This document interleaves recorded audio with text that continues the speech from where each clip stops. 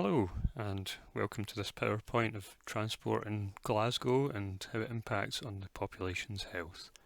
As you can see on the right here, there's pictures of the team, which is Beth at the top, James below that, Joanna below that, and myself at the bottom, Robert. I can only apologise in advance for blowing your mind with my smooth monotone radio voice. This is probably the 10th video that you've watched in a row now, and I can only imagine just how amped and hyped up you are to listen to this one. So just remember that this is 5 minutes of your life that you'll never get back. And without further ado, we'll go on to the overview. Okay, so active, sustainable travel is good for the population's health and for the environment. Public health leaders and politicians have highlighted the importance of greater investment in sustainable, integrated transport to promote active travel, to create safe, attractive communities, to reduce the carbon emissions and improve the air quality. Some small little facts that 41% of Glaswegians commute to work by car as the driver or the passenger, 30% by public transport, by bus, train or underground, and 27% walk or cycle.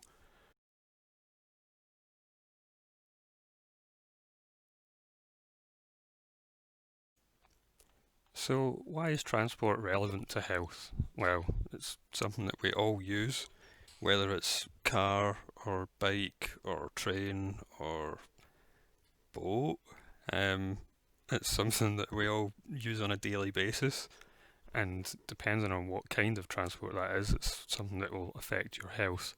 So if it's something that you're sitting down a lot, then it's not good for you, obviously, as opposed to something where you're actively powering the transport, like cycling, or if you're just propelling yourself by walking, then that conversely is good for you.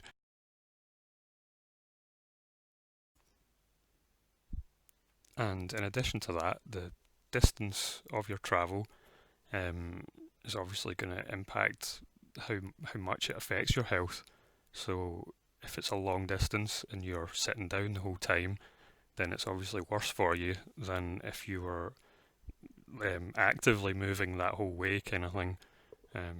But then conversely, it's like if you have to travel further away to get to work, then it's more likely that you are going to use one of these other means of transport than active transport. So I guess it's all about trying to find a happy medium between the two. Children in transport travel in Glasgow. So as you can see on the graph here, it's a breakdown of like how much transport children use, put simply. So the majority of them actually walk, which is kind of surprising, I think.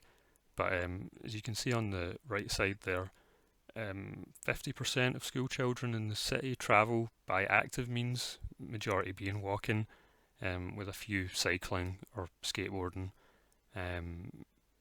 But the levels have actually dropped since 2008, which obviously isn't a good sign. And 30% of children are driven to school, which is much higher than in other cities. I don't know how much higher, but just according to this, it's higher.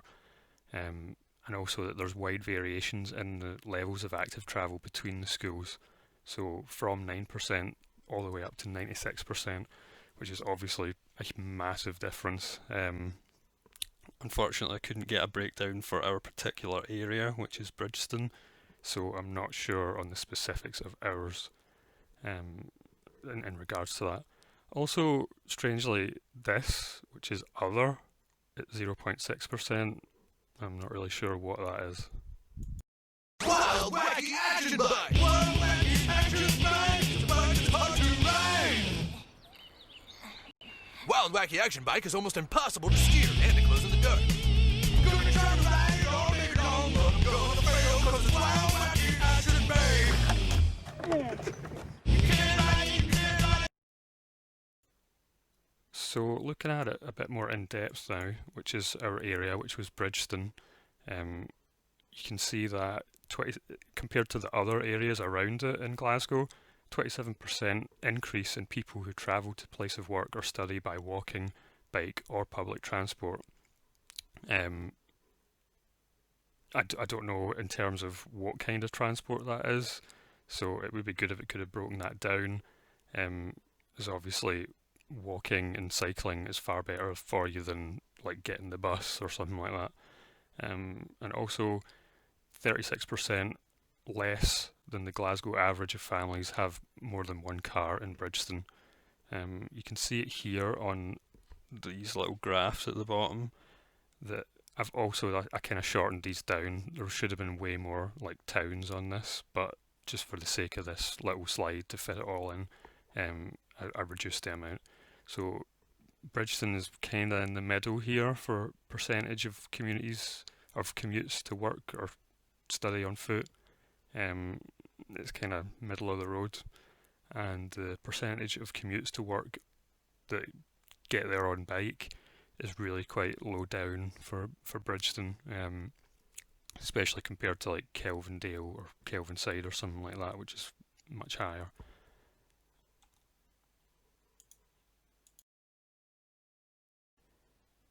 So to conclude on the final slide, we've got a kind of statement from the Glasgow Centre for Population Health. They published a study that detailed the health economic benefits of cycle commuting into and out of the centre of Glasgow in 2012. They estimated that the cycling commuting to the city centre was worth around £4 million in terms of the reduction in mortality rate, that it would benefit to the city, and that they also thought that was a kind of underestimation of the amount of money that the city would save in terms of health benefit that people would get from cycling as opposed to other forms of transport.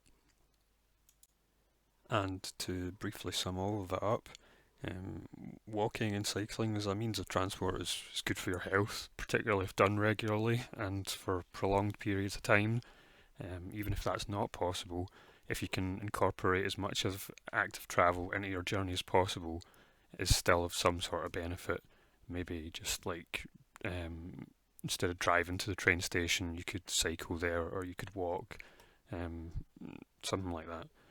Unfortunately, there does seem to be a downward trend in school children towards walking to school, in comparison to being driven, but still 50% actually doing active travel is still a pretty good number, I think. In terms of Bridgeton, it's doing pretty well compared to the rest of Glasgow for averages of percentage of commute by walking, but on the other hand, for cycling, it's far lower than other places in Glasgow, which obviously isn't very good. And that is the end of the presentation, so thank you for listening.